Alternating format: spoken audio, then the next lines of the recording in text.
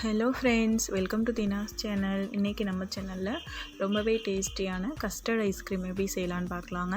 அதுக்கு முன்னாடி நீங்கள் நம்ம சேனலில் ஃபஸ்ட் டைமாக பார்க்குறீங்க அப்படின்னா சப்ஸ்கிரைப் பண்ணிக்கோங்க. கூடவே இருக்க பெல் ஐக்கானையும் கிளிக் பண்ணிக்கோங்க. அப்போ தான் நம்ம சேனலில் வரக்கூடிய நியூ வீடியோஸ் எல்லாம் நோட்டிஃபிகேஷனாக வரும். இப்போ வாங்க வீடியோக்குள்ளே போகலாம். இப்போ ஒரு கடாயில் 2 கப் அளவுக்கு பால் சேர்த்துக்கலாங்க. இது வந்து ஒரு 1/2 லிட்டர் அளவுக்கு பால் வந்து நான் எடுத்திருக்கேன். கொஞ்சம் திக்கான பாலாக இருந்தால் எடுத்துக்கோங்க. இப்போ இது வந்து பொங்கி வரட்டும். அதுக்குள்ளே நம்ம வந்து கஸ்டர்ட் பவுடரை மிக்ஸ் பண்ணி எடுத்து வச்சுக்க போகிறோங்க. நான் வெனிலா ஃப்ளேவரில் இருக்க கஸ்டர்ட் பவுடர் தாங்க எடுத்திருக்கேன். அதை ஒரு 2 டேபிள் ஸ்பூன் அளவுக்கு சேர்த்துட்டு ஒரு 1/4 கப் அளவுக்கு காய்ச்சி ஆறின பால் வந்து நம்ம சேர்த்துக்கலாங்க. சேர்த்துட்டு கட்டிகள்லாம் எதுவுமே இல்லாமல் நல்லா கரைச்சி எடுத்து வச்சுக்கலாம். இதே மாதிரி கலந்து எடுத்து வச்சதுக்கப்புறமா இப்போ பாருங்கள், நம்ம முன்னாடி வந்து சேர்த்த பால் வந்து நல்லா பொங்கி வந்துருச்சு. இது ஒரு டைம் நல்லா கலந்து விட்டுட்டு இப்போ நம்ம ரெடி பண்ணி வச்சுருந்தா அந்த கஸ்டர்ட் பவுடர் மிக்சரை இதில் வந்து சேர்த்துக்கலாங்க. ஒரு டைம் நல்லா கலந்து விட்டுட்டு சேர்த்துக்கோங்க. ஏன்னா அடியில் போய் தங்கியிருக்கும், அதனால தான். இப்போ இதில் சேர்த்துட்டு கைவிடாமல் கலந்து விட்டுக்கிட்டே இருந்தீங்கன்னா இது கொஞ்சம் நேரத்துலேயே நல்லா திக்காக ஆரம்பிக்குங்க. இப்போ ஒரு 2 நிமிஷத்துக்கு அப்புறமா நம்ம வந்து சர்க்கரை சேர்த்துக்கலாங்க. ஒரு 1/2 கப் அளவுக்கு சர்க்கரை இதில் சேர்த்துட்டு நல்லா கலந்து விட்டுக்கோங்க. சர்க்கரை நல்லா கரையணும். நல்லா கரைஞ்சி ஒரு 3 நிமிஷம் போல் கொதிச்சா போதுங்க. நல்லாவே திக்காகிடும். இப்போ பாருங்கள், நல்லா சர்க்கரை கரைஞ்சி நல்லா திக்கான ஒரு கன்சிஸ்டன்சிக்கு வந்துடுச்சு. இப்போ இது நம்ம ஸ்டவ் ஆஃப் பண்ணிவிட்டு இறக்கி நல்லா ஆற வச்சிடலாங்க. இது நல்லா ஆறினதுக்கப்புறமா நம்ம பார்க்கலாம்.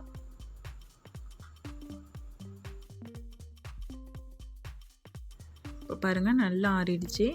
இப்போ வந்து மிக்சியில் போட்டு இதை நம்ம நல்லா அரைக்க போகிறோங்க. இப்போ இதில் ஒரு 1/2 கப் அளவுக்கு ஃப்ரெஷ் க்ரீம் வந்து சேர்க்க போகிறோங்க. இந்த ஃப்ரெஷ் க்ரீம் கூட நம்ம வீட்டிலேயே ரெடி பண்ணலாங்க. டெய்லிக்கும் பால் காய்ச்சி ஆற வைக்கும் போது அது மேலே வந்து ஏடை கிடைக்கும் பார்த்தீங்களா, அந்த ஏடையை வந்து ஃப்ரீசரில் ஸ்டோர் பண்ணிகிட்டே வாங்க. என்றைக்கு வந்து நீங்கள் ஐஸ்கிரீம் செய்ய போகிறீங்களோ அன்றைக்கி வெளியில் எடுத்து வச்சுட்டு நல்லா மிக்சியில் போட்டு அரைச்சி எடுத்துக்கிட்டிங்க அப்படின்னா ஃப்ரெஷ் க்ரீம் வந்து ரெடி ஆகிடும். இப்போ ஒரு 1/2 கப் அளவுக்கு ஃப்ரெஷ் க்ரீமையும் நம்ம அதிலேயே சேர்த்துட்டு நல்லா அரைச்சி எடுத்துகிட்டு வந்துடலாம். பாருங்கள், நல்லா நான் அரைச்சி எடுத்துகிட்டு வந்திருக்கேன்.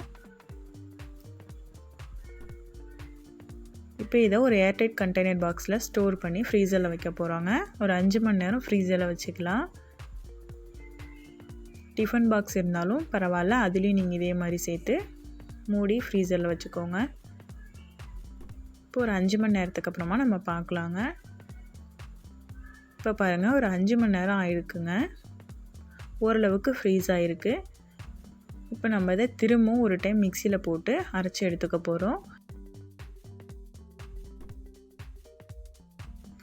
ரொம்ப ஜில்லுன்னு இருந்துச்சுன்னா ஒரு 10 நிமிஷம் போல் விட்டுட்டு அதுக்கப்புறமா மிக்ஸி ஜாரில் சேர்த்து அரைச்சிக்கோங்க. இந்த ஸ்டெப் ஏன் பண்ணுறோன்னா நமக்கு ஐஸ்கிரீம் அப்போ தாங்க நல்லா க்ரீமியாக கிடைக்கும். அதுக்காக தான் இந்த ஸ்டெப் பண்ணுறோம். இப்போ பாருங்கள், நான் நல்லா அரைச்சி எடுத்துகிட்டு வந்துட்டேன். இப்போ திரும்பவும் அதே கண்டெய்னர்லேயே நம்ம ஸ்டோர் பண்ணி ஃப்ரீசரில் வைக்க போகிறோங்க. ஒரு நைட்டு ஃபுல்லாக விட்டுடலாம், இல்லைனா ஒரு 8 ஹவர்ஸ் வந்து நம்ம ஃப்ரீசரில் வச்சு எடுத்துட்டோம் அப்படின்னா சூப்பரான ஐஸ்கிரீம் வந்து ரெடி ஆகிடும். இப்போ ஒரு 8 மணி நேரம் ஃப்ரீசரில் வச்சு எடுத்துகிட்டு வரலாங்க.